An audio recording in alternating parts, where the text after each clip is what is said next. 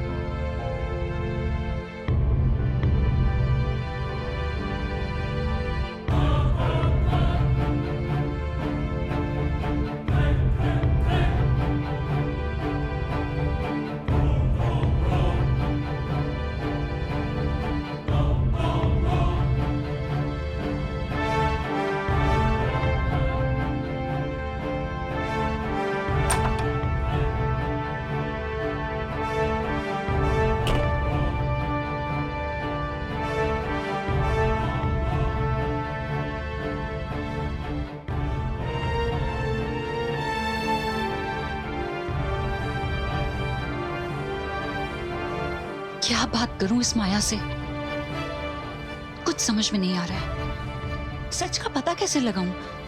और वो चालाक औरत मुझसे बात क्यों करेगी भला? क्या करूं?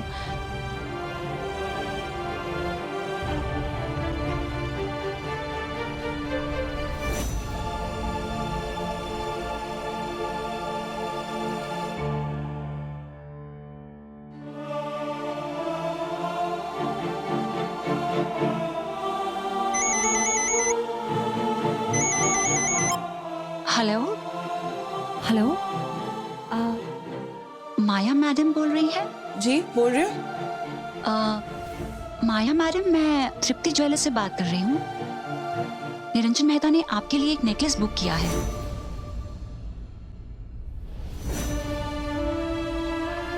और आपके पास गिफ्ट भेजने के लिए कहा है।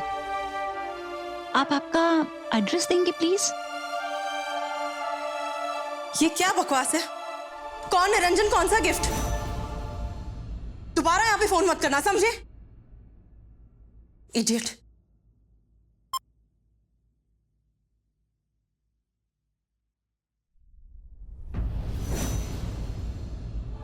कितनी चालाक औरत है ये।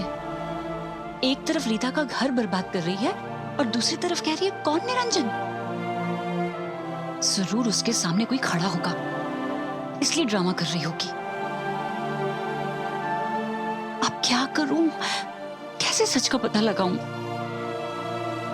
जितना सोचा था उससे ज्यादा चालाक निकली ये माया।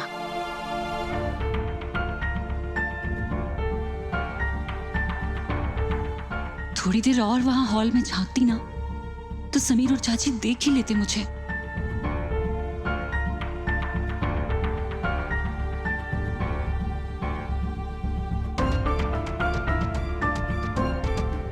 क्या गायत्री, जासूसी का इतना सा काम नहीं हो पा रहा है तुझसे। अब क्या करूं?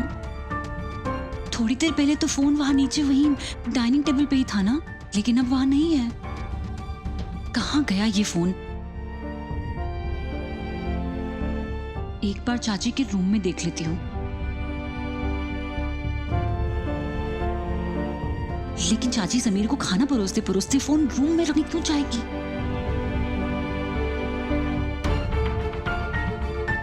एक बार देख ही लेती हूँ।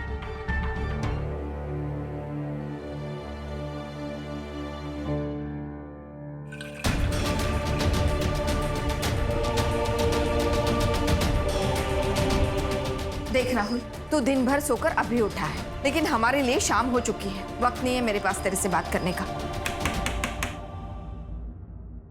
सुन रहा है तू? दरवाजा खोल। राहुल, क्या मैं रात भर यही खड़ी रहूंगी? तू जवाब भी तो नहीं दे रहा है।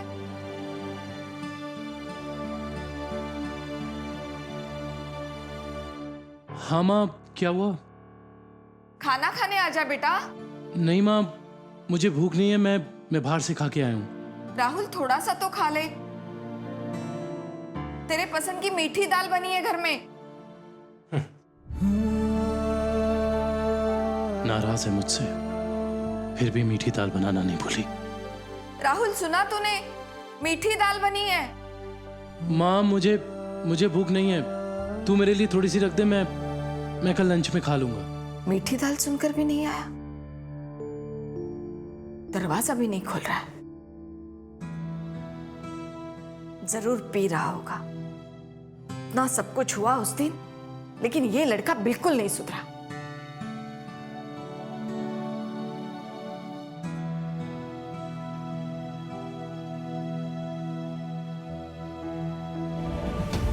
तुम ये माँ के कमरे में क्या कर रही हो? वही कर रही हूँ जो आपने करने के लिए कहा है, सबूत ढूंढ रही हूँ। अब मैं चाची के फोन से ही माया को फोन करके सच का पता लगाऊंगी। गायत्री रुक जाओ। गायत्री, गायत्री रुको। Gayatri, I am saying stop it, stop it Gayatri. मैंने सिर्फ तुमसे एक सबूत मांगा और तुम तो रीता और निरंजन की शादी बर्बाद करने पर तुली हो। नहीं, मैं निरंजन रीता की शादी बचाने की कोशिश कर रही हूँ। कैसे? उनके बीच में माया को लाकर? माया पहले से ही उन दोनों के बीच में है, सिर्फ रीता इस बात से अनजान है और मैं रीता की आंखें खोल के रहूंगी। बस करो गायत्री, तुम्हारी इन बिन सर पैर की बातों की वजह से ना उनकी शादीशुदा जिंदगी में जहर घुल रहा है। अरे निरंजन के बारे में नहीं तो एटलीस्ट रीता के बारे में सोचो तुम। रीता के बारे में सोच रही हूँ, इसीलिए ऐसा कर रही हूँ।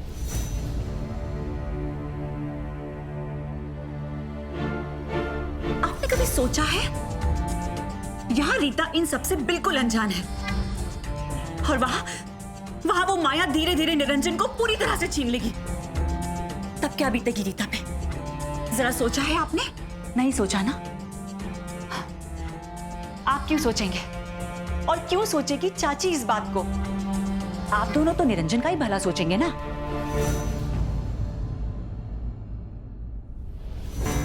लेकिन मैंने भी रीता को चेतावनी देने का फैसला कर लिया है और अब मुझे कोई नहीं रोक सकता। क्या हो गया है तुम्हें गायत्री? तुम तो कभी ऐसी नहीं थी। सिर्फ एक शक के बिना पर तुम इतना बड़ा फैसला ले रही हो? शक आपको होगा, मुझे यकीन है, पूरा यकीन है कि निरंजन और माया का संबंध है। और मेरे इस यकीन को और भी मजबूत कर दिया माया की उस झुंझुनाहट ने, जब मैंने उसे फोन किया था। तुमने माया से फोन पर बात की? क्या बात की तुमने? क्या कहा उसने? क्या कहा उसने?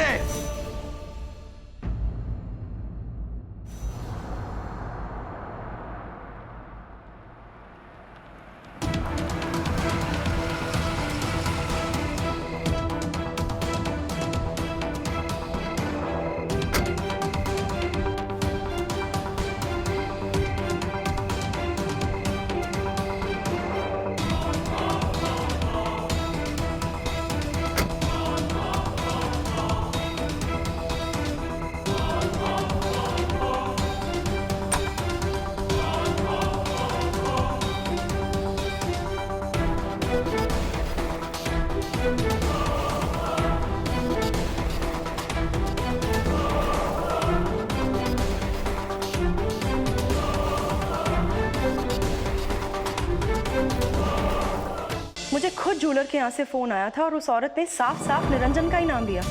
ये मिसअंडरस्टैंडिंग कैसे हो सकती है? क्या तुम मुझे उस ज्वेलर का नंबर दे सकती हो? 1 मिनट आंटी। हाँ बोलो। 9867।